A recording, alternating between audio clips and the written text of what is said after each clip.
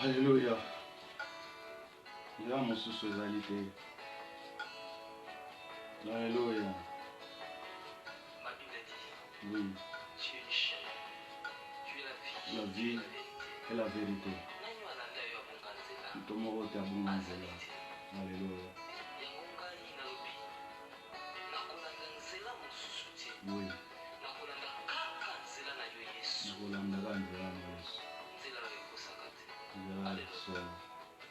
Alléluia. Mususuté.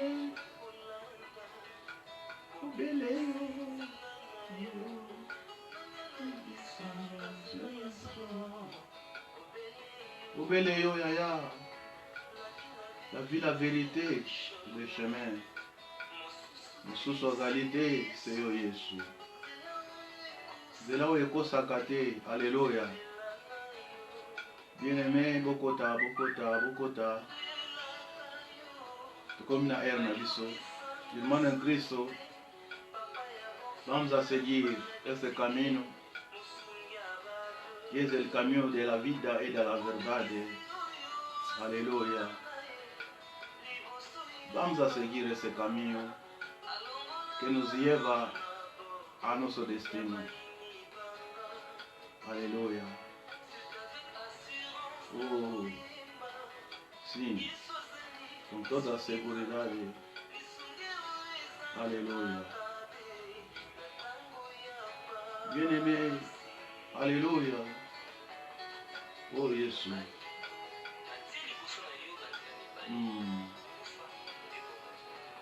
Alléluia. Merci bandeko bokoti kuboza na ngambo wana. Nzela ezopesa bomoi. Oremos. Padre amado, gracias. Gracias por este día tan grandioso.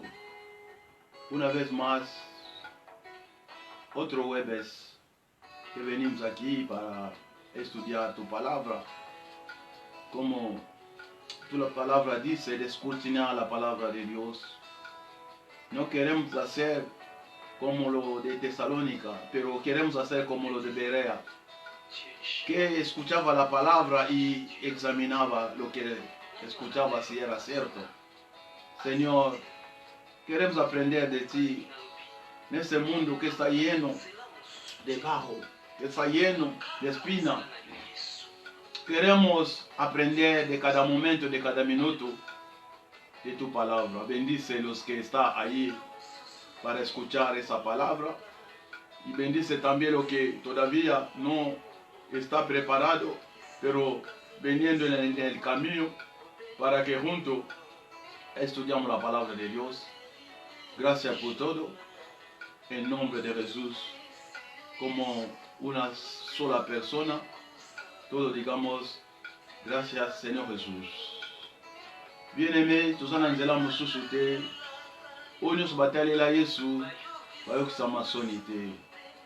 Yango, tolingi totalela papa borofele, papa ya bana betike, musungi ya bato bakufela mibali. Toyebi ke Jésus aza physiquement na biso te, mais spirituellement aza na biso. Alléluia. Yango, toko zala vraiment ya kobongama pona koyekola liloba na Nzambe. Bien-aimé, nayebi ete yo oza na nsima ya bilili oyo ozomona ke toza na ntango tolingi to continue koyekola oyo eza maloba Nzambe. Alors lelo nalingi tozala lisanga obanda koyekola oyo eza maloba Nzambe. Hermano en Cristo, un día más estamos delante del Señor. Queremos hacer ese estudio bíblico. Estoy pensando una cosa. Estoy viendo cómo el gobierno, la gente está pensando cómo va a salir en este confinamiento, qué plano tendrá. Y nosotros como iglesia, quizá queremos escuchar solamente las cosas que va a acontecer mañana, pero sin dar cuenta que es importante aprender, prepararnos para el encuentro del novio. Bien, en Amós 4:12, así dice la palabra: prepárate para venir al encuentro de tu Dios. Israel, tanto tiempo escuchando la palabra de Dios, los profetas hablaron de una manera o de otra para preparar ese pueblo. He dicho Amós 4:12. Nalobino na Amós 4:12, Bible lobi bongama po oya kokutana na Nzambe na yo. Alors ezaki liloba oyo ezaki dirigé na Israël à travers beaucoup de avertissements. Peuple elingaki kobongama te. Alors ezalaki Nzambe alingaki bayeba ke ekomaki temps oyo bakoki kokutana. Alors Nzambe apesaki bango discipline, akorigaki bango na balolenge ebele. Alors ndenge moko mpe lelo tozoloba mpona biso bato oyo tomoni bamakambo eleki, tomoni bacatastrophe, tomoni pandémie oyo toyebi te lelo soki ekomi na combien de victimes en Espagne awa biso toza na Espagne na bamboka mosusu toyebi te ba-États-Unis. Alors toza bana Nzambe, susi na biso ezali mpe biso mpe tokona bongama mpo tokoka koyekola oyo eza makambo ya Nzambe. Bien, nel livro de Esther, capítulo 2, versículo 8, la palabra nos habla de Hegai, guardián de las mujeres, que estaba guardando las mujeres, preparándolo para el encuentro con el rey. Y Hegai es el tipo del Espíritu Santo que hoy en día nos está preparando para ese gran encuentro con el Señor, o está preparando la iglesia, la esposa, para encontrar con el esposo. Es importante, hermano en Cristo, aprender. Bien, hoy vamos a estar preparando o la preparación de la novia o de la iglesia. Como te he dicho antes, hoy el mundo está preparando, viendo cuándo recuperará los perdidos por esta pandemia. Y nosotros como iglesia debemos recuperar el terreno que hemos perdido durante ese tiempo de confinamiento. No sé, el plano está ahí, saldremos de aquí a poco, pero cuando vamos a salir, bien, naibi, karate to obima, to récupérer, l'ensu liberté na biso, eza provisoire, to kolo bango. Alors, ma wapona bandeko ebele, oyo, bazana biso te, et oyo pe bazo continuer malade. Alors, biso pe bato oyo, ti lelo nzamba zo batela, tolingi tozala préparé, yango lelo, tolingi kolobela, sur la préparation ya église, to préparation ya mwasi. Alors, tant que ba mwasi, so azo se préparer, pour baya kozwaye na mobali. Alors, bien aimé, to longola distraction, ya bano kalikile kaka, eloko nini eleki, batindi lo video moko mutu moko alobaki, mutu moko alobi boye, mutu moko alobi boye, bien aimé, tozwa temps, vraiment tozonga na bakabale na biso, po tokoka kota na préparation. Bien, to ko pointe Matthieu, to pointe ka chapitre moko, Matthieu chapitre 25, de 1 à 13. Na otanga yango nyonso, nayebi toyebi yango, tolobaka yango mikolo nyonso. Alors yo mutu alaka so bapesi kaka chapitre, oyebi yango déjà, oyoka yango tanso 10 000 fois, totanga yango, ngamo pe natanga yango nayebi te soki combien de fois. Alors banda naza na liloba nasi natanga yango kotanga, mais lelo zwa yango mokolo mosusu tozala vraiment baétudiant ya Bible, tolinga koyekola yango lokola préparation na biso comme église. Bien, Bible oyo na biso na Bible de 1 à 13, oyebi yango eza parabole. Irmão en Cristo, quando hablamos de parábola, hablamos de una enseñanza pasada, presente y futuro. Então, toujours na parabole, toujours na enseignement moko eza passé, présent, na futur. Alors, Nzambe na biso aza ndenge moko lobi lelo pe libela na libela. Alors, azaki na mabele oyo, azaki koyekosa biso na ba parabole. Abaki ke na lingaki koloba na parabole po ete bino bo comprendre mais bato mosusu ba comprendre ete yango kozwa yango te ke otanga yango 500 fois 10 000 fois zwa yango lokola mokolo oyo eza mokolo na yo molimo mosantu afungola makanisi na yo okonga kosaisir bien. Bible oyo na biso naza na kasela comme d'habitude. Entonces el reino de los cielos será semejante a 10 virgen que tomando sus lámparas salieron a recibir al esposo. 5 de ellas eran prudentes y 5 insensatas. Las insensatas tomando sus lámparas no tomaron consigo aceite, mas las prudentes tomaron aceite en sus vajillas juntamente con sus lámparas. Y tardándose el esposo, cabecearon todas y se durmieron. 6. Y a la medianoche se oyó un clamor: aquí viene el esposo, salid a recibirle. 7. Entonces toda aquel virgen se levantaron y arreglaron sus lámparas. Y las insensatas dieron a las prudentes: danos de vuestro aceite, porque nuestra lámpara se apaga. 9. Mas las prudentes respondieron diciendo: para que no nos falte a nosotros y a vosotros, ide más bien a los que venden, comprar para vosotros mismos. 10. Pero mientras ella iba a comprar, vino el esposo y las que estaba preparada entraron con él a las bodas y se cerró la puerta. 11. Después vinieron también las otras vírgenes diciendo: Señor, Señor, ábrenos. 12. Mas el novio respondiendo dijo: de cierto que no os conozco. 13. Velad pues, porque no sabéis el día ni la hora el que el Hijo del Hombre ha de venir. Bien, voy a repetir el versículo 10. Nos vamos el verset 10. Pero mientras ella iba a comprar, vino el esposo y las que estaban preparadas entraron con él a las bodas y se cerró la puerta.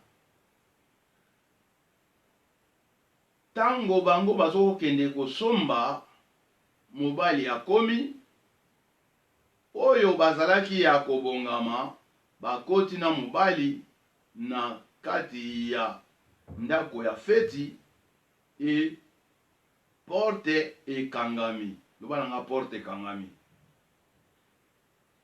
Pero mientras ellos iba a comprar, vino el esposo y las que estaba preparada entraron con él a las bodas y se cerró la puerta. Bien, vamos a apuntar el tema de nuestra enseñanza.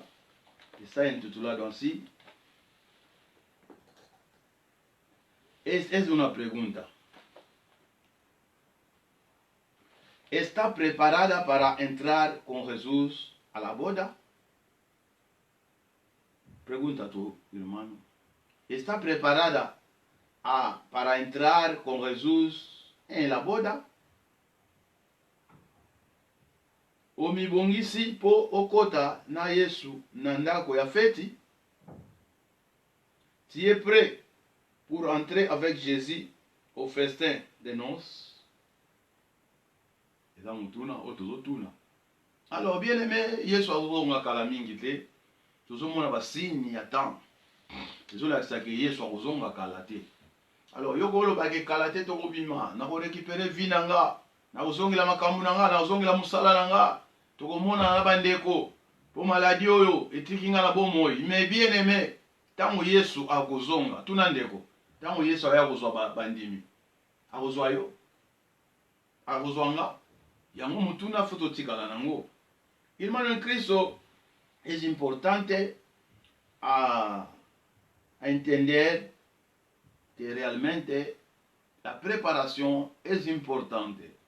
Como te he dicho en la introducción, en el Esther capítulo 2, versículo 8, nos habla de Hegai, guardián de las mujeres, que estaba preparando las mujeres que iba a encontrar con el rey.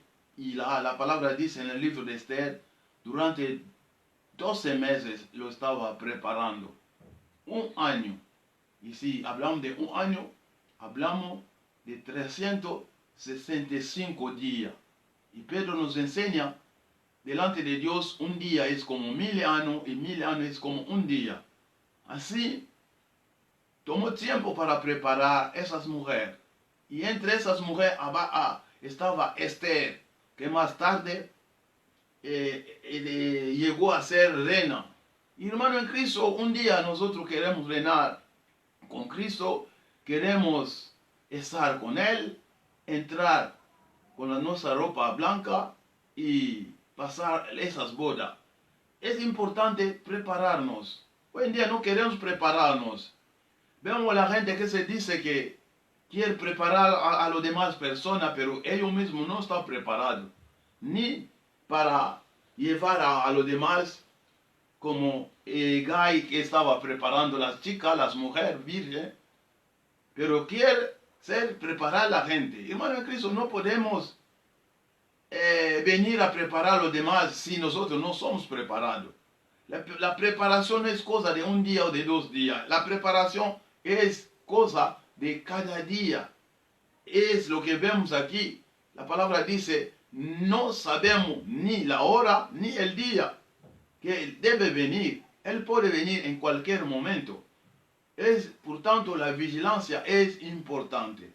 Debemos velar, estar atentos, prepararnos, porque en cualquier momento, hermano en Cristo, nadie esperaba que vamos a pasar casi 2 meses encerrados. Bien, mutu moko te nga moko pe awa toza kondima te ke banda dernier dimanche toza en église ezalaki le 8 mars ti lelo nazoloba no tozalaka so na église te tokomaka na bandaku tokoma kosala bandirect na Facebook. Alors eza lokola surprise moko boye bokosiko nzambe na biso awa azovertir biso ete akoya lokola moyibi mpo ayebi ni ngonga te ni mokolo te. Alors bien aimé, elingolo bagala ke tozala vraiment préparé oyo tozomona mikolo oyo ekoyela biso le mosusu na forme mosusu ekosala ke toperdre oyo ntango mosusu toganye na batemps ebele. Alors nazoyebi biso lisolo oyo nalobi na yo eza parabole. Parabole jésus aza koteya na baparabole. Parabole eza enseignement, eza instruction moko oyo eza déterminé te. Eza instruction ya passé, ya présent, ya futur. Trois pas. Passé, présent, futur. Alors, yo kozwa ngo kaka te ezalaki bango. Non. Natoloba no na Amos 4:12, Bible na biso ete ezalaki na Israël bongama mpo kutana na mokonzi na yo to na nzambe na yo. Alors, so otangi yango mpo ya kokwea na baversion wana kocomprendre combien de fois te nzambe akoki koavertir peuple wana ke avertisaki bango na bamakambo ebele, na baposition ebele, na bapeste, na bamakambo ebele. Alors tokota kuna te mpo tokokangama yo kotanga na Amos 4 avertisaki bango na bapeste na banini. Alors okoremarke ke peuple wana bazalaki kolinga kozala préparé te. Alors ekomaki ntango wana ke nzambe azokita akutana na bango. Alors bien aimé, tolobi está preparada para entrar con Jesús à la boda. Bien aimé, eza vraiment motuya soko oza préparé te ekozala difficile okoka kokota nde tototanga wana. Alors nalingaki na ndenge nalobaka toujours na banaloba nwango toza na enseignement to bana comprendre nini oyo olingi koloba. Premier point na biso tolobela orientalisme. Orientalisme elingi koloba nini? Elingi koloba na biso kaka oyo esalamaka na orient to kote oyo Yesu abotamaki to nzambe asem. Bible na biso Noé azalaki na 3 bana, Jephthah, Sem, Jephthah na Cam. Alors, tant que l'on toujours Sem, toujours toujours Orient, toujours Nzamba Sem, et tant toujours Jephthah, toujours Occident, et tant toujours Cam, toujours quand toujours les acceptions Égypte, et l'acception na Éthiopie, donc l'acception Afrique, les gens mukili mobimba. Kotu nangate nord, nord kangisa toujours est, ouest, na sud. Alors, c'est vraiment important. On a un orientalisme. Alors, orientalisme, c'est un orient. biso na Congo so to into lobeloko to lobela toujours ya ba exemple oyo elekaka na mboka na biso ya Congo. Alors orientalisme en Oriente, en la boda orientale, el novio se dirigía a la casa de la novia para recibirla de la mano de sus padres. Pardon. Na lobino na Orient, toujours, excusez-moi,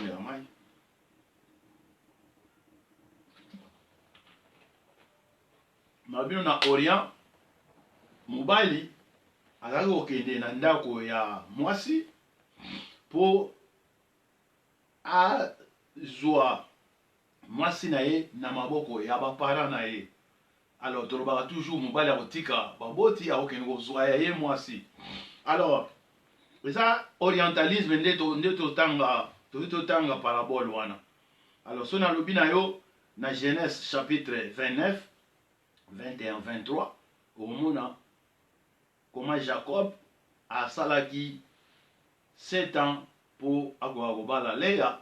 Et Bible nabino Genèse chapitre 29 21 23 Bible lobi na butu ya nonce.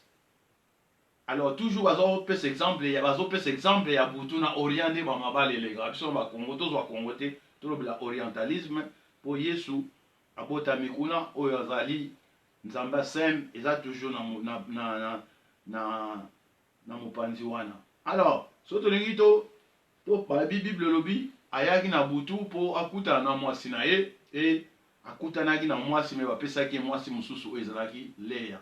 Alors ilingo lobaki eza important mwinde eza lobalanga mwinde eza important po équivocation ezala te. Bien so topesi yango na illustration mususu na opesa Genèse chapitre 24 mobimba nango tokotanga yango te po yango te tokofanda kaka te na orientalisme tolobela Genèse 24. Alors na Genèse chapitre 24 tokomona Abraham po aza image ya tata to ya Nzambe, tokomona Isaac oyo eza image ya Jésus-Christ et tokomona Eliezer oyo eza image ya Saint-Esprit. Alors so tali na Genèse chapitre 24 na Genèse chapitre 23 mama ya Isaac akufaki deja. Et tant maman ne akufaki ezalaki Sarah utakokufa ezalaki important. Papa na ye alobi ke faut abala mwasi, il faut akende kozwa mwasi pai na bango. Yango alobi no ke nobio akokende na ndaku ya nobia po azwa mwasi ne na maboko ya bapara na ye. Mais au moment na histoire na solo banu na Genèse 24 ezalaki te mwasi mutakendaki.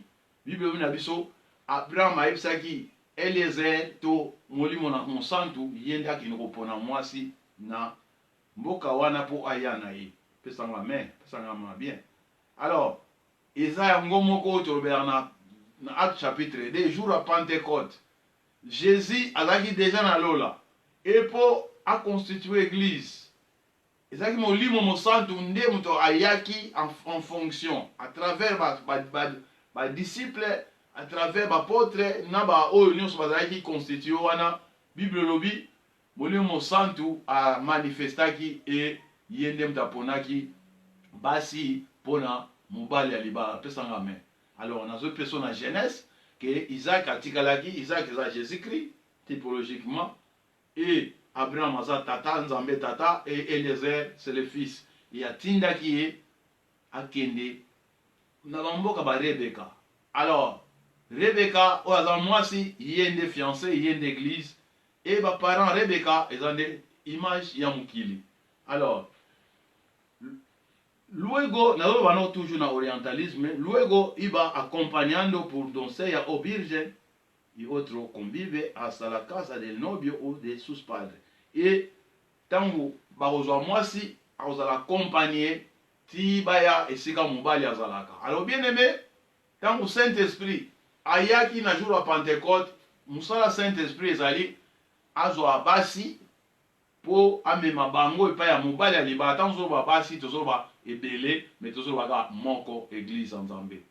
Alors po amema biso epai et tozoba mwasi te mobali te mais tozoba église po amema biso epai ya mobali ya libala. Alors ntango komema biso omona na Genèse 24 verset 59 Bible elobi Rebeka et azalaki accompagné na oyo mwasi oyo azalaki kosunga ye mpo bakende epai ya mobali ya libala. Donde se célèbre el banquete nuptial. Esika oyo libala esalamaka. Alors pona biso eza tozoloba na mwasete ke towuti na mboka ba Rebeka po tokende place Abraham alaki place tata azalaki me biso tokowuta awa na se pe tokokende na likolo po ete libala eleka na likolo pesanga amen ya malamu. Nazoloba no orientalisme et tozoloba no pe spirituellement. Alors, donde se célébrera el banquete nuptial. Alors, tokomona yango ke ekoleka na lola wana tokomona yango na Apocalypse chapitre 19 verset 9 ndenge mambo koleka. Alors, so tolobi to expliquer yo tokolala wa po to expliquer yo déjà Apocalypse chapitre 3 tango nyonso ezosila Bible lobi église histoire église ebongi. Et tant que nous sommes en Apocalypse chapitre 4, tout le monde Jean a monaki porte moko na likolo fungwanaki. Alobi ayokaki vo le mata awa et Jean a mataki. Alors Jean mataki est une image église enlèvement. Alors bien aimé, tout lingara, tout le enlèvement, mais l'aime surtout comprendre enlèvement zani. Enlèvement zali toujours que mobali alibala akoya de na to lo baloba na yo akoya kozwa. Moi si akena ye.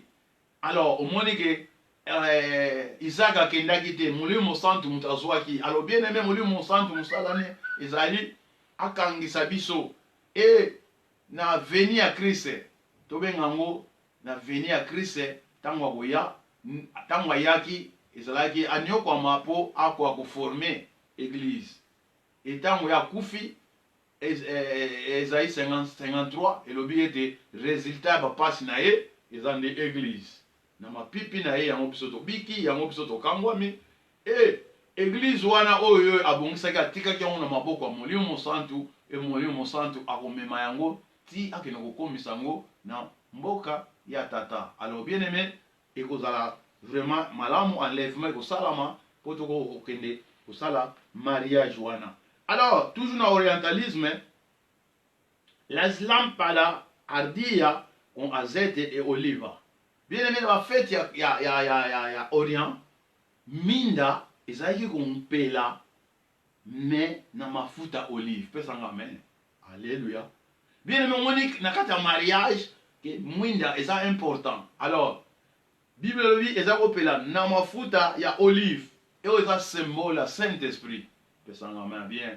Alors bien aimé, tout le monde a mariage sans mwinda eza na sens te po na otopesa yo ya Jacob tango alingaki kozala na Léa ayebaki Léa te po amonaki ye te po molili ezalaki. Alors bien aimé, Jésus ayebi biso susi ya Jésus eza tobanda opela tobanda oprie ti toko kota na nini. Alors baminda wana ezalaki baminda ndenge nini pesanga me bien.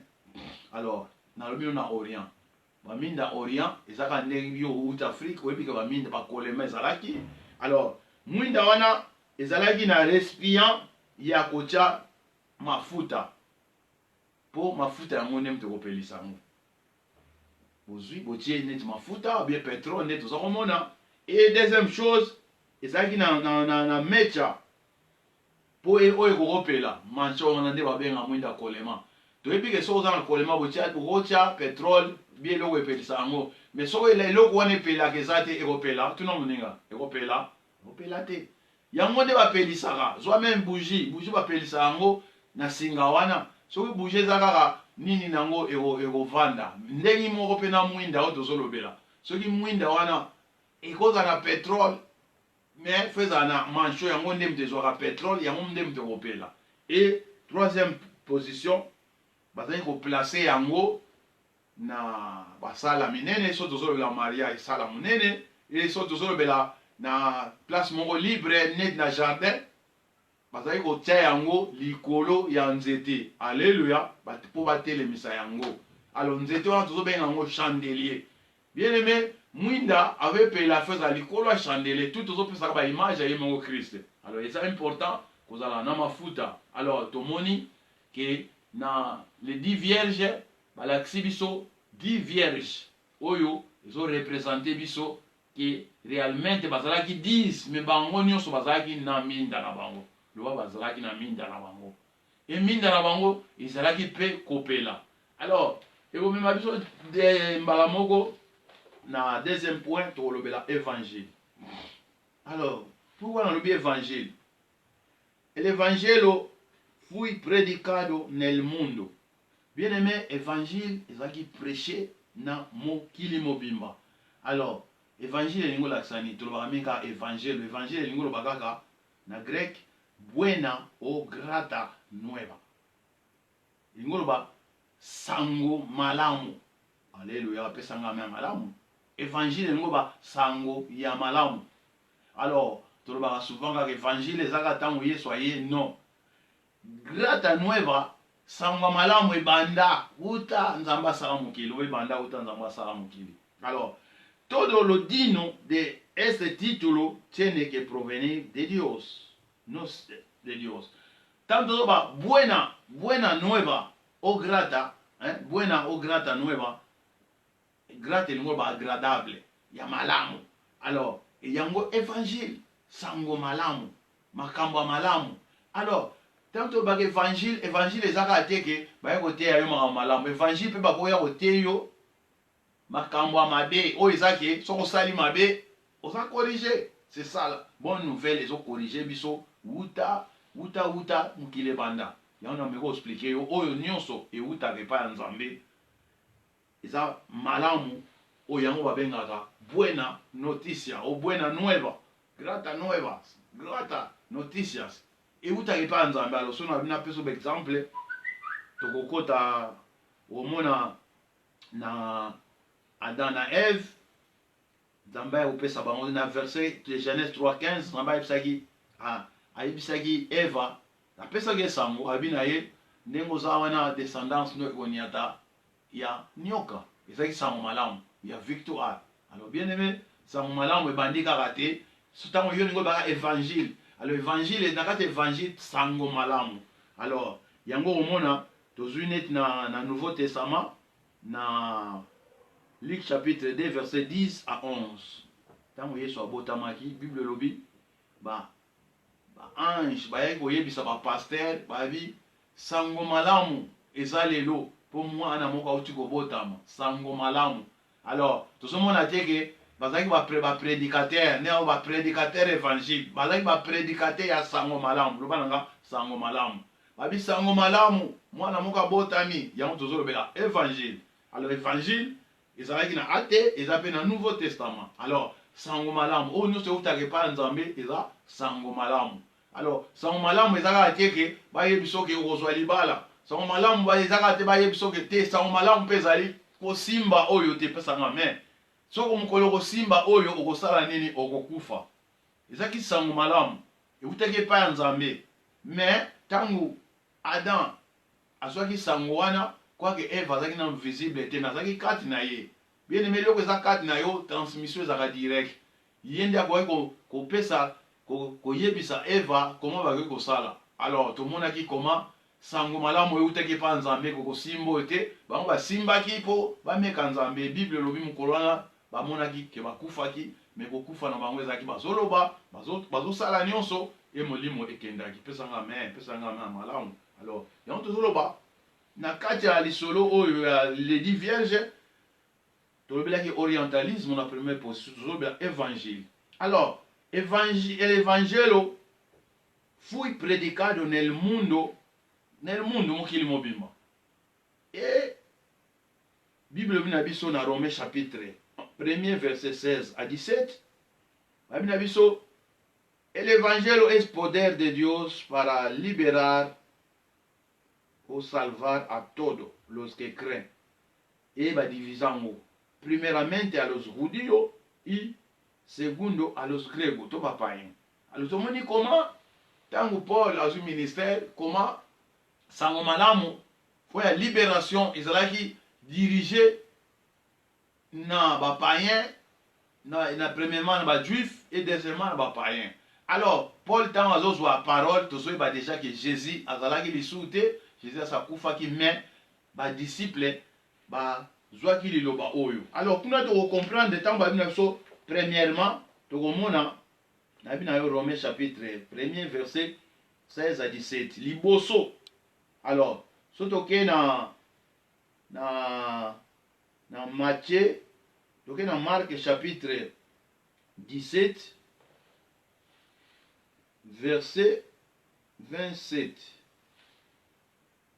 Marc 7. Total yango. Alors, total dans Matthieu chapitre 10, verset 5 à 6. Matthieu chapitre 10. Alors, toujours Matthieu chapitre 10, verset 5 à 6. Matthieu chapitre 10, verset 5 à 6.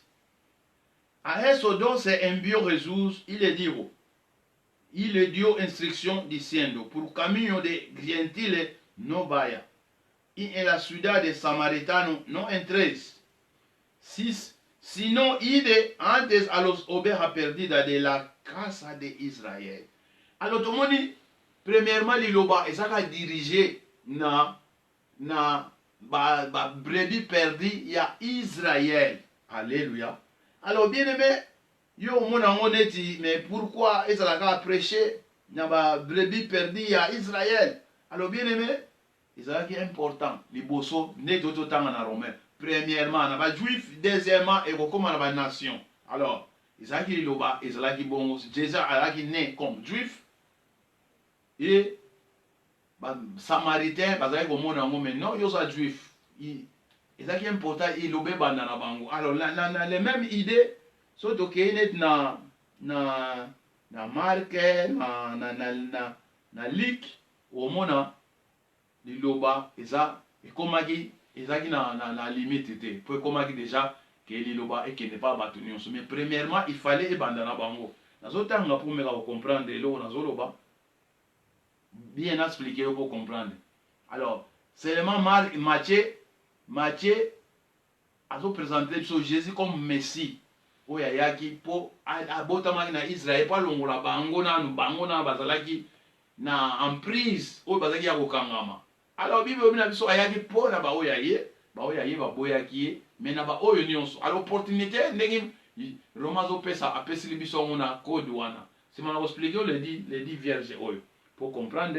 Alors les mêmes marques so to taille na marque eloko na otoloba total na mosiko na marque oloba nini Marc chapitre 6, les versets 7 à 13. Mais tout le temps, il 10 pour.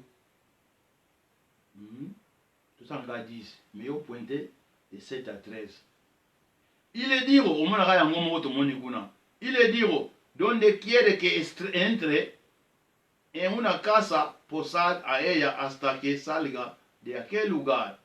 Alors, ezalaki important awa bakota na mandako nyonso po ekomaki déjà na temps oyo ouverture esalamaki bien na kopesa troisième position po tomeka kocomprendre yango. Toke na Marc chapitre nanatala elimbisanga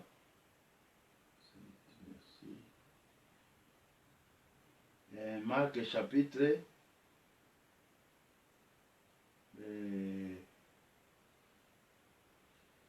pardon, toquer dans Matthieu chapitre 15 verset 24. Matthieu chapitre 15. Tout ça l'étude biblique toujours dans le même pêchement. Matthieu chapitre 15 verset 24.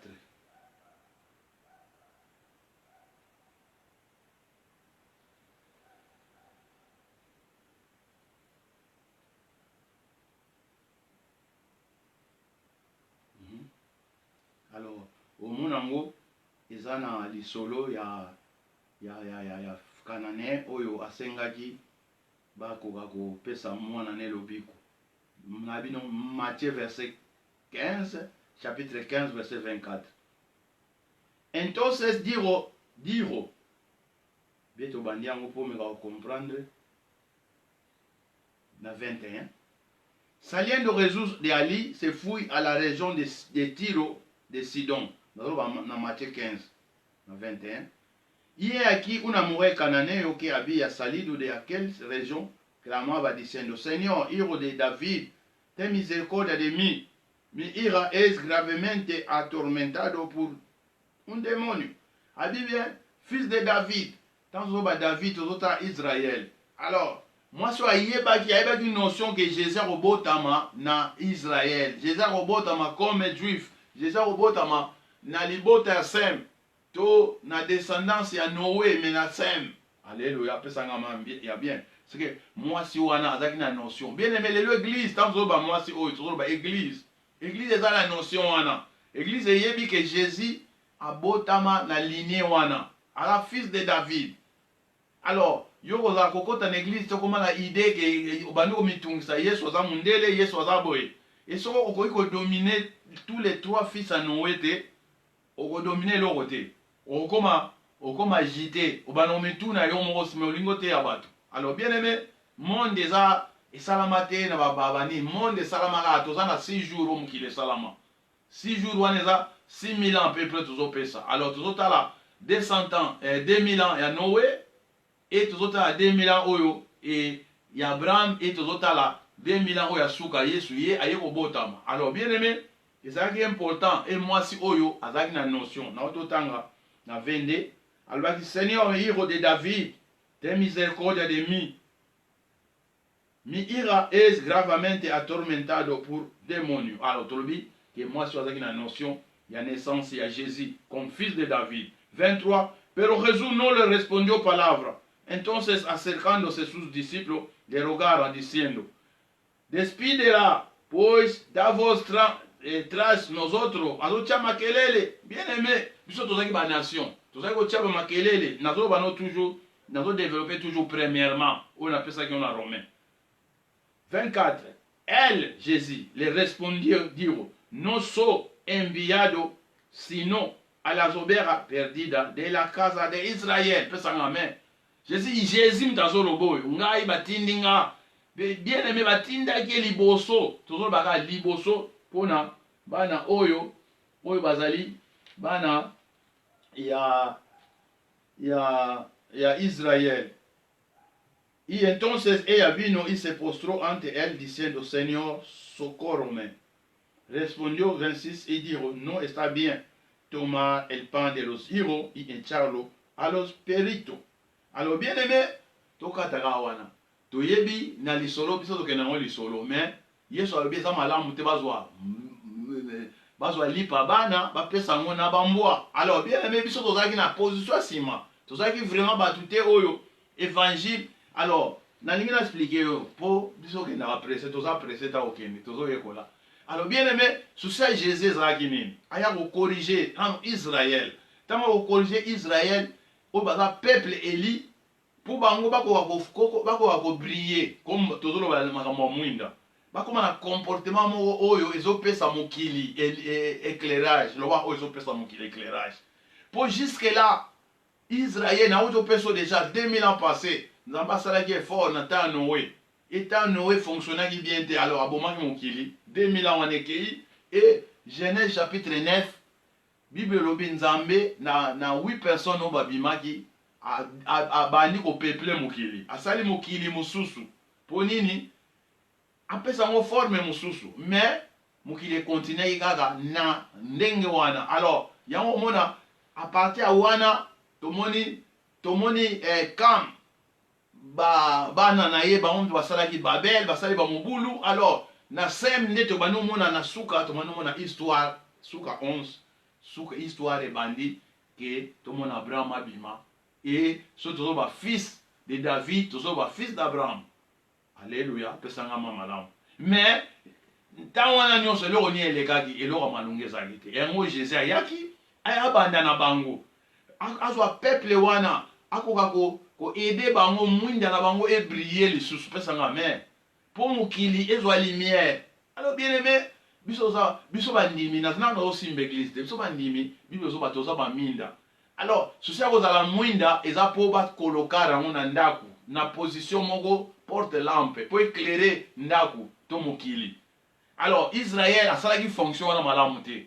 Israël toujours azali koboya. Israël azalaki koboya. Alors ya mwasi wana toleki po so tokovanda wana.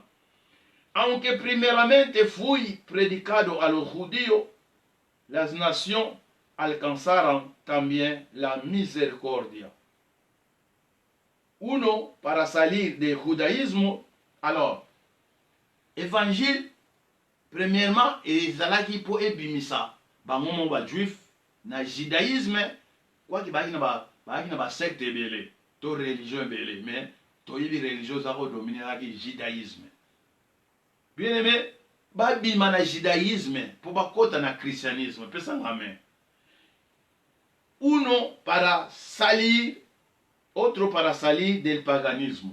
Alors, tango Romains chapitre 1er verset 16 zoloba que ezali premièrement pouvoir pona ba juif et deuxièmement pona ba nation, pona ba juif faut babima na judaïsme et Paul yemo azaki makasi na judaïsme, azaki avancé, pharisien. Bien aimé abimaki te ti Yesu akufa ki abimaki te Paul azalaki ka akuna so yekola. Pesanga mais bien.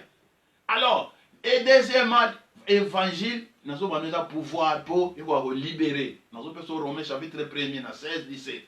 Et deuxièmement est libéré ba païen biso nyonso. Et libéré biso na paganisme. Bien aimé, toyebi ti lelo ba musubaza kaka nzambe mpungu tango ba nzambe mpungu so kanza nzambe akisi. Alléluia. Bien aimé, longwana équivocation wana.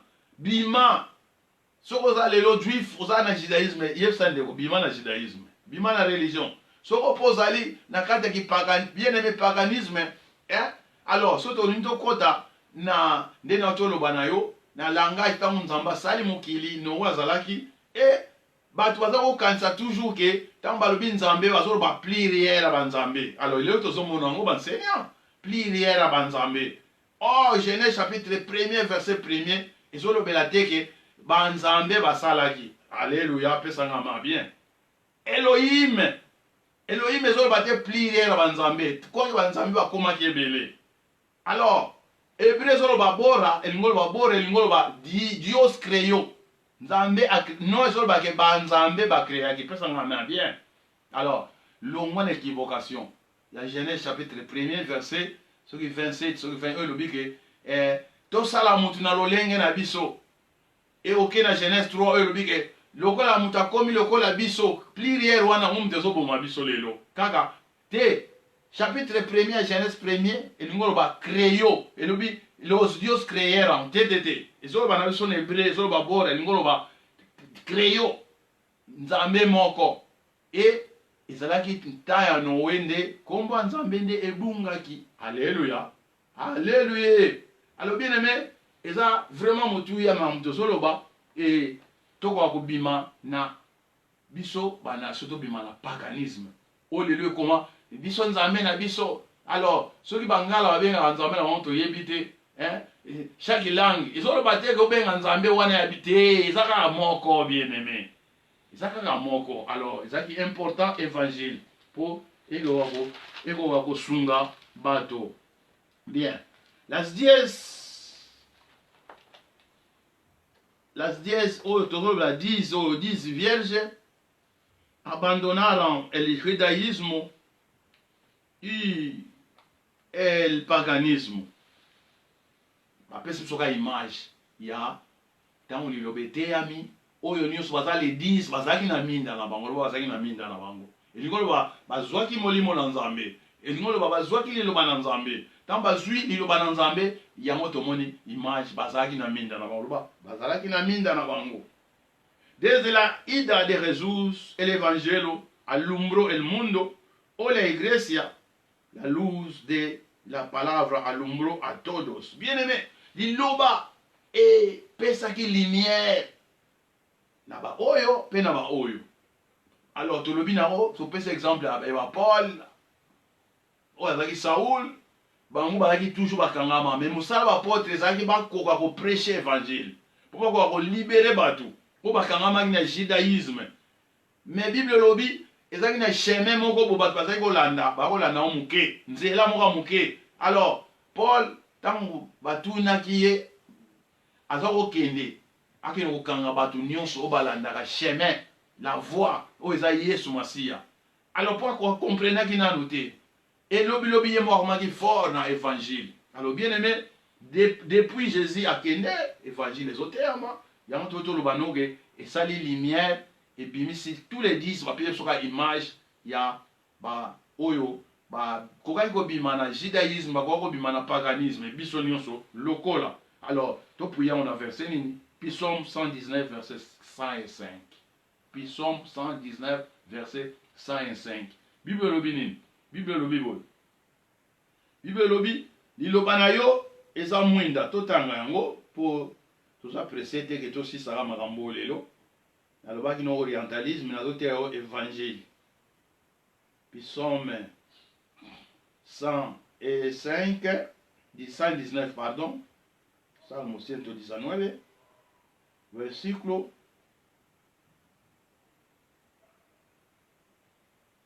Psaume 119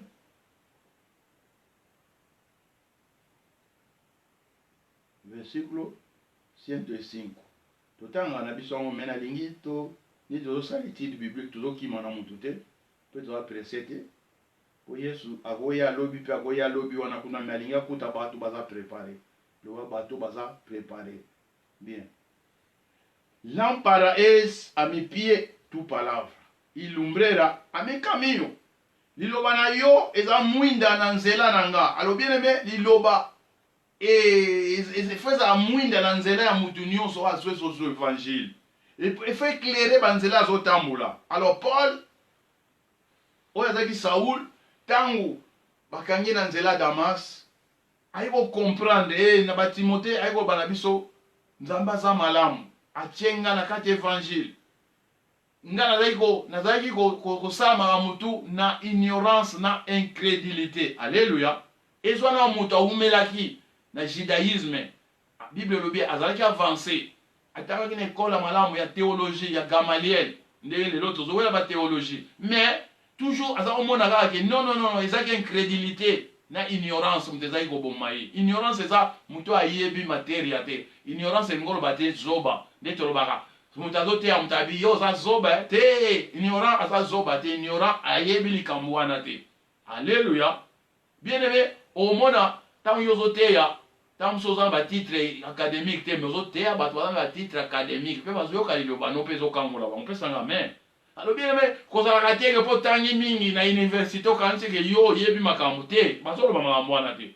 Paul azalaki avancé na baniveau ya likolo mais azalaki ignorant mpo azalaki kogire na ignorance yango ezokomemela incrédulité. Alors bien aimé ezali ma important parole oyo ekoki kolibere bato oyo oti komona. La iglesia primitiva estaba lleno de amor, pero por la tardanza de novio el enfriamiento entró nel cristianismo. Alors bien aimé tomoni les 10 vierges oyo babimi na minda na bango baza libéré bazwi minda minda na bango. Importance ya minda na bango ezali éclairé loba nanga éclairé na otako yebiso mwinda ezalaka na mafuta ezalaka na manchon oyo bapelisaka yeso bapelisi yango na esika nyonso ezalaka na position oyo batiaka yango tuna moninga mwinda na epela ewi epela olobi nanga nini mwinda na epela wi epela ça va c'est fili oza wana mwinda na epela siko soko epela otiaki yango otiango wapi na likolo to otiango na sambeto papa kone ndenge alobaka so ozwi mwindo otiango na sambeto okomi égoïste. Bien aimé mutu na mutu apelisaka mwinda na ye mwinda yango ya yo nde mais epela mpo na bénéfice ya Christ loba mpo na bénéfice ya Christ mpo éclairer bato. Alors tomoni les 10 vierges bamutu baki baminda na bango mpe eza kopela na yango babimi na bango mpe nde babimaki sikoyo ekomi eloko ekomaki wana ezalaki likambo ya batu na batu. Alors tout ce totali ba 5 vierges oyo bazaki bazoba baza ezopesa image ya beaucoup de chrétiens lelo oyo bazomona ki mondimi lokola kaka lingomba moko boye auto religion pesanga amen. Alléluia. Bien aimé, les 5 vierges oyo baza kaka bazoba eza image ya bandimi oyo bazwi pe libération bazwi pe évangile. Mais évangile on bazozwa lokola pouvoir te oyo ko libérer mutu. Baza toujours bakangami toujours bazomona lokola religion lokola mangomba moko boye. Bien aimé, Bible ezobana so Jésus abi je suis la vie, le chemin et la vérité. Eza nzela moko ezomemaka toujours na destinée malamu. Mais tango yozo bango bazwi mwinda tozoba tango tozoba na 5 ezopesa englobé. Ya biso pe lelo toza na kati ya kimukristo.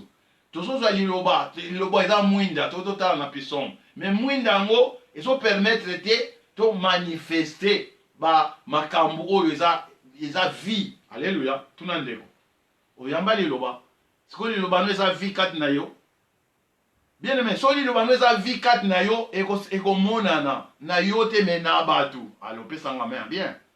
Alléluia. Pesanga main bien. Bible lobi na Actes chapitre 11 verset 26. Elobi ezaki mbala liboso ba Kristo babengama pardon. Ba yekoli babengama ba Kristo. Ba disciple babengi bango lokola Kristo. Alléluia. Pesanga main bien. Pour bamonaki kati na bango, bamonaki vie ya Kristo. Alléluia. Et mondimi elingoloba mutu aza na vie ya Kristo. Alléluia.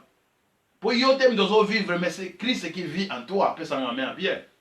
Alors, les 10 vierges ou les 5 vierges, bazobenga monga folle pour bazaki na minda na bango. Mais na minda na bango bazaki ko pesa vite, donc bazaki ko pesa vite. Alléluia. Ko pesa vite ngolba bazaki ko éclairer mokilité. Pesanga main bien. Alléluia. Alors bien aimé, c'est important ko pesa recevoir le christianisme comme religion pero sans vide. Alléluia. Yango bien aimé kozwaka te tokena lingomba eza ya mutu te oyo ya église a pasteur kando asalaki église amataki na croix eloko ni asala po église ezala. Bien aimé, mutu moko te pasteur moko akokangisa 2-3 personnes. Bible elobi na biso boye soki bato mibale basangani na kombo na nga Nzambe ozolandanga bien no na kombo ya tata na bango na kombo ya prophète eza na kombo ya mutu oyo akufaki po na église nga naza na bango elongo yango babengaka église. Pesanga main bien. Alors lelo tozomona les 5 vierges wana ya vierge eza bato bandimi mais bazwaki église lokola religion. Bien aimé, vie eza te balingi bapesa vie na bango. Bien aimé, ni pasteur ni prophète okopesa vie na yo te. Alléluia. Tant que pesa vie na kopesa vie ni ngoloba ngande na zalaka ngande na vivaka ndenge sobo moninga te tolingo mono te yepsa ndeko tolingo mono te tolingo mona Jésus kat na pesa ngame bien. Alléluia. Bien aimé, bobimba bimi na baminda na bango mais basa toujours ko bouler lokola religion lokola musamali baso ba biso to sambela kana ngomba oyo biso na ba oto yoka tilelo na bango boyoka na kate vie na yo yo mto kufa pour l'église. Alors bien aimé, tolobi saint vida tozoba vie Jésus Christ a vie. La Bible lobi na biso na 1 Jean chapitre 5 verset 12, 1 Jean 5 verset 12 babi oyo azana mwana te azana vie te pesanga mère. Mais oyo azana mwana azana vie. Bien aimé, tant yo azana Jésus te ozana vie te obano pesa batu vie oyo ya yo. Bato banomona kati na bien aimé vie na biso epe ekopesa éclairage te. Alléluia. Pesanga main bien. Et tout le monde a image à les 5 oyo. Parce que pesa vie ezate.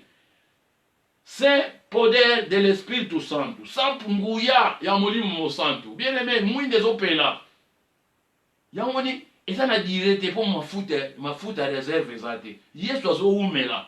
Tango Yesu azo umela bien aimé bazo gaspiller mwandambo vie oya mais bien aimé na biso le mot soza na Jésus asila raté Jésus akufa te pesa na bien ata Jésus umeli lo ata Jésus umeli so oza na Jésus oza na vie ya Jésus oza na Saint-Esprit et ko umela mais oza bien même okufi. Alléluia. nazopesa exemple moko. Bible lobi Élisée azalaki un prophète mutu lokola bato nyonso. Et Bible lobi liwa yelaki ye akufaki, loba nanga akufaki. Et bake kokunda ye, alléluia. Alors moi je crois, bakena kokunda ye na ba isike za bakundaki bato soki vala kumu mutu musu akunda maki wana. Bible lobi tant ba déposer nzoto ya Élisée pardon. Bible lobi tant akwei a toucher mitem ya toucher mutakufa isala kini asekwaki. Alléluia. Pesa ngame bien. Po Élisée azalaki vie bien-aimé. Tant que vous avez vu, on peut s'amuser vie, peut s'en bien. Paul a dit, ce n'est plus moi qui vis, mais c'est Christ qui vit à moi. Tout le monde. Nous allons vivre le cadre. Vous avez mouinda, oui, mais vous avez mouinda na yo, ils ont éclairé, ils ont pela, titi aussi là, pour chez ça, royal on sous lobby pété. Tout le monde a makambo et les gars, royal pe lobby alors. Faut ça, na molimo et en Zambé. Alors, au commande on a Matthieu chapitre 5, verset 14 à 16. Bible lobby. Bino ozali baminda, alléluia, ya mokili. Ozolanda bien, na bino Matthieu chapitre 5 verset 14 à 16. Loba na naza mwinda. Oui, naza mwinda. Mwinda ya mokili. Et bien aimé, ba pensera mwinda po batiango likolo, éclairer mokili. Donc, bien aimé, tant que Jésus a pesio vie na ye. Eza po yo pe o transmettre na mokili. Non, yo vie na yo, obombi oya Jésus, ba no transmettre yo. C'est oyambaki vie à Jésus. Alléluia. Na ebiso Élisée, même kuwa na ye, c'est kusaki mutu. Alors, koloba no kosala neti ba mutu basala katozo lo kwa mutase kwa te. Bien aimé. Les loko se kusa mutu, ngane naza ba se kusanga, pesa ngamen. Pour nga za komaki soulard, na komaki violent, na komaki kosaba dégâts. Mais mutu azaki na vie ate nga parole. Alléluia. Nzamba pambola ba nyonso va soutenir nga pour le na koma na zongela. Bien aimé, c'est ça que toucher mkou ya mutu. Bien aimé, tozaba os, tozaba osman sec, tozaba mkou bien aimé, mkou ezanga vie. Kanisa na Ézéchiel chapitre 37, na vallée des ossements.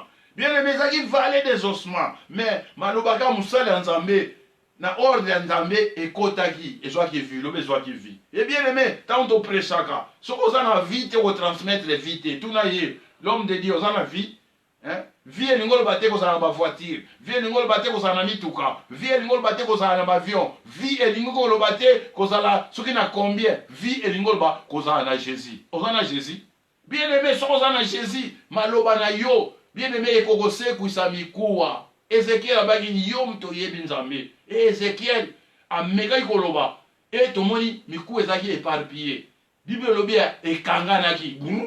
Et ba ebisi a se lamenta bio bazui vite bazolo bate abi bandela continuer. Tant on continue Bible lobi vie ekotaki. Alléluia. Bien aimé, on a ebisa yo na Matthieu chapitre 5 verset 14 à 16. Biso tozaba minda mukili. Il faut topé sa lumière, il faut topé sa vie. Alors, tout le monde a souci na biso ezaka tozozi la mobile ya libala po tokota na kati ya salle. Mais bien aimé, tozana na réserve sans tozana idée que a salle obaki ya ayebi ni mukolo kozonga.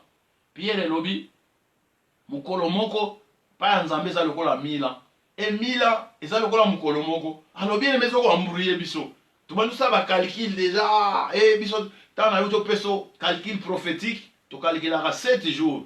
6 jours, ils ont déjà 2 jours, ils ont déjà temps, il y a Noé, et 2 jours, ils ont temps, Abraham, tina temps Christ, et 2 jours, ils ont temps Christ, tina temps, et 7e jour, ils ont jour à repos. Mais moi je crois, tu comptes déjà un jour à repos. Christ a goya, mukolo a lingoya, peut s'en ramener bien. Alors bien aimé, tous à la gare étaient distraits dans ma maison les gars, au coronavirus, c'est ça ma langue, mais tous s'est préparé, donc là, mon bali à libala. Que hace que esa vida de Dios alumbra como el aceite hace alumbrar la lámpara. Alors vie ya Christ eza lokola mafuta, eza lokola mafuta eza Saint-Esprit. O esalaka ke ekoka kopelisa mwinda, loba na nga pesa nga amen. Bien aimé, soko na Christ te na otoloba na 1 Jean chapitre 5 12, oza na vie te oza muta kokufa. okotransmettre eloko te. Alors bien aimé, ndenge mafuta epelisaka mwinda, ndenge mpe ezosengaka yo okoka kopela ntango oza na Yesu. C'est ça image ya kozala na Saint-Esprit. Yango tolobela oyo ezali ba 5 vierges wana insensé. Que se comprometieron a iluminar toda la noche sin saber la hora ni el día. Bien aimé, bazaki na minda na bango. Bakei me bayebaki ke mobali akoya. Bible elobi ezaki na ni na ni mukolo. Bien aimé, christianisme eza molai. Na uto peso exemple Élysée. Kokufa Élysée ngol bateke suka na été. Tomoni même na liwana ya continue ko pesa vie. Alléluia. Alléluia. Loba nanga, loba muna moninga. Les morts en Christ ne sont pas morts. Loba bakufi na Yesu bakufa te. Loba. Élysée azaki mokufi na Yesu, mais azaki akokufa te. Pesa ngamen. Pesa ngamen malamu bien aimé. Nazo ekuso nazo préparer yo comme moi si. Alors les 5 folles oyo bazaki ba vierge na ba minda na bango. Ba pesa bazaki pe compromis. Ya ko clairer. Alléluia. Mais bazo bosana ke dire eza molai. Pesa nganga bien. Bible omina biso butu ya selon orientalisme butu eza 18h ti na 6h du matin. Alléluia. Mais bien aimé, Christ a kei tango eza 18h. Souci eza kozonga ya kozwa bato ya ye kosaki. Mais tango ye azo umela problème ezalaki. Bandimaki bako éclairer que llegara el esposa sin tomar aceite de repuesto ou réserve. Bien aimé, on va voir qui ni réserve. Bien aimé, yefsa ndeko tuna ndeko. Ozo yebake osu compromis. Tuna ye maman espérance. Yebi osu compromis. Pesa ngamen. Pesa ngamen bien. Alléluia. Alléluia ndeko Rodrigo. Yebi osu compromis na Nzambe. Amen. Pesa ngamen. Alléluia. Alléluia. Alors bien aimé, tant que nous avons compromis dans Zambé. Tu es pas que compromis en deux jours gâté pour 2 jours. Ah tenga na tiki nanga. Église oyo balingenga tete église te. Église za pasteur te, église za mutu te. So mon église za mutu longwa kuna. Longwa kuna. Bien aimé église za ligablo te, za église ya Nzambe. Mais Nzambe na basali basala kuna. Alléluia. Pour Nzamba oyatali ambongo alilo, mais basali wana ba bien. Oh, nous passons en hôtel, basant à droit, il y a un hôtel. Après, ça m'a bien. Alors, bien aimé, il y a d'autres hommes que les 5 ont un compromis. Mais quand tu as compromis, tu as un compromis. Que ça na nini, tout rôle va dire ça lié soit chaque jour. Alors bien, akoya lokola moyibi. Akosala boye. Alors bien aimé, tant que yo zape lokola ba oyo, obima na judaïsme, obima na paganisme, aux chrétiens, oui. Vous êtes chrétien, vous êtes vierge. Mais il y a des gens au salela qui bunzambe, le bas salela qui bunzambe. Dans Jean chapitre 8, verset 12. Jésus dit, elle est la luz del mundo, el que le sigue tiene aceite y reserva de aceite. Dans Jean chapitre 8, verset 12. Jésus a dit naza lumière à mokili. Oya kolandanga akotambula jamais na molili. Alléluia. Yango na leto lobano ba moko. Oya kolanda Jésus aza déjà na mafuta aza mwinda oyo eza na mafuta et mafuta oyo esilaka te loba mafuta esilaka te. Mais soko ozolanda Jésus tuna ndeko olandaka nani? Paul alobaki ce n'est plus moi qui vis mais c'est Christ qui vit en moi. Paul alobi soyez mes imitateurs. Alléluia. Pour nga pe naza imitateur ya Christ. Bien aimé, kolanda nga te so nga za imitateur ya papa na biso. Nga maloba te papa na biso azaki mutu akanda yango te. Nyonso eza possible. Jésus aza fait. Jésus atake libuka ba toute la pilipili loba esilaka. So la pilipili esilaka. Alléluia. Alléluia. Kansa mutu mo aliboma. Awumena ya liboma zake ba démon. Ebele na kombo ne bungaki. Bible zo baga ke mutali boma gandara. Alléluia. Batu babandona ki ba bio silipo na ye. Même kolo moko ba un jour, Jésus akatsaki, akutana ki na ye. Et Bible lobia azonga ki netani normal. Alléluia. Alors bien aimé, tant qu'on est état normal, alingaki alanda Jésus akende Jésus abitikala awa sakola makambo omoni. Alléluia. Bien aimé, yango tozo sakola, yango tozo transmettre vie, yango tozo préparer mwasi pana kokutana na mobali. Yango tozo bien aimé, toko préparer mwasi te so biso mo toza préparer te. Bien aimé, ko préparer mtelo bateke potanga na université te bien aimé, o se comporta ndenge ni.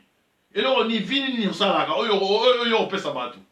Bien aimé, opesa batu nini? Opesa batu nini? Alléluia. Bien aimé, esa makambo susu esala rasoni. Tamba bino teya bato talika viome na oteya te. Po eza impossible. O transmettre yo, kibuyo, kimulili. Alors, bien aimé, yango tolobi, eza vraiment important. Alors, dans Jean chapitre 9, verset 4 à 5, Jésus aloba na biso Jean chapitre 9, 4 à 5, Bible na biso Jésus aloba ki ete to sala tango zana no éclairage pour mulili ko yakala te to ko sala te. Alléluia. Alors bien aimé, Jésus a ota toujours comment vous séparer Boutou, na vous séparer Moi. Et il y a zaki lumière à Mokili. Bible na biso. 4e jour, ok, na Genèse chapitre 1er. Nzamba salaki ba bio union se côte sa lumière 4e jour. Et on a dit ok, Jésus a gobota mana après 4000 ans et Jésus a côté na Mokili. Et yango kaka isa prophétique. Et Jésus a kotaki à la lumière à Mokili, a kotaki na Mokili pour éclairer Mokili. Alors bien aimé, to moni de to lobi, le 5 virge sensato o prudente. Alors bawana nde bazana vie oyo ekoki bakoki ko transmettre ngo. Bien aimé na oto loba no déjà, vie tan yo zanango et suki kana vite ya vie ya entre kokufa na kosekwa. Pardon, kobota mana kosekwa te.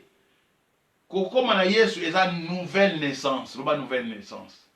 Une nouvelle naissance eyaka na kokufa na Jésus, simo sekwi na ye. Alléluia. Et tant que Jésus sekwi, eza te pas zongela kokufa, sekwi libela.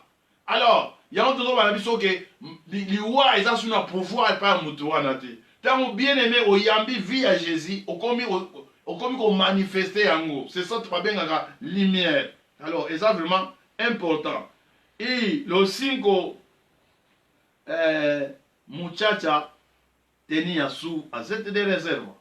Porque tenía cuenta que su servicio representa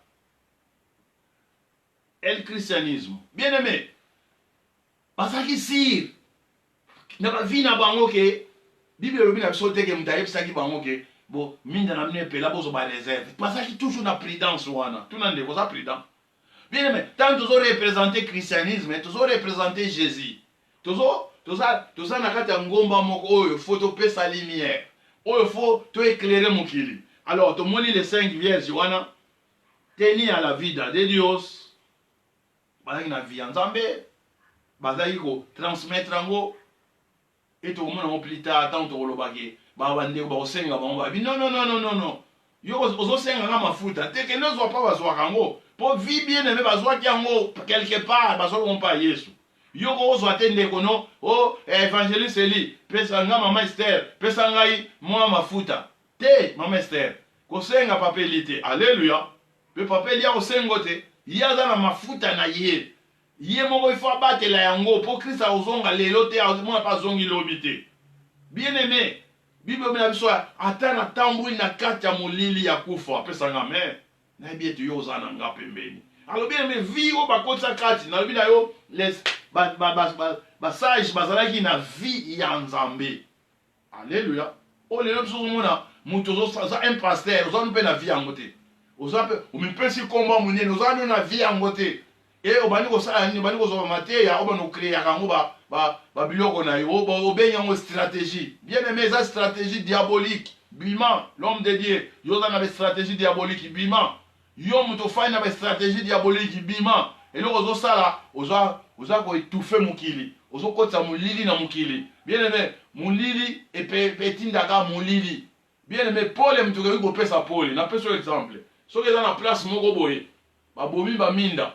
Ensuite, j'allais mettre au pélici, éclairage et au côté, après ça, la main. Alléluia. Allez, on me dit bien aimé, souci à Nzambé, ça va transmettre. Tenir el Espíritu Santo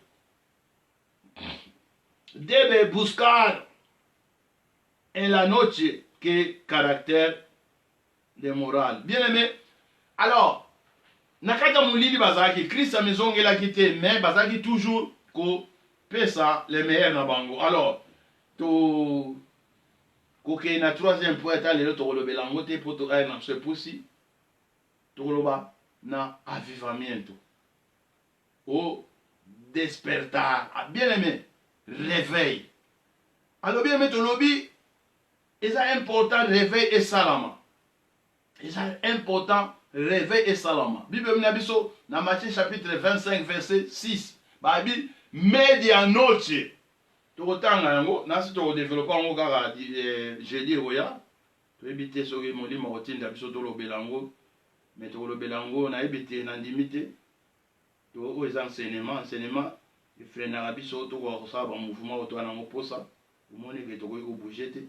Bible lobi na biso.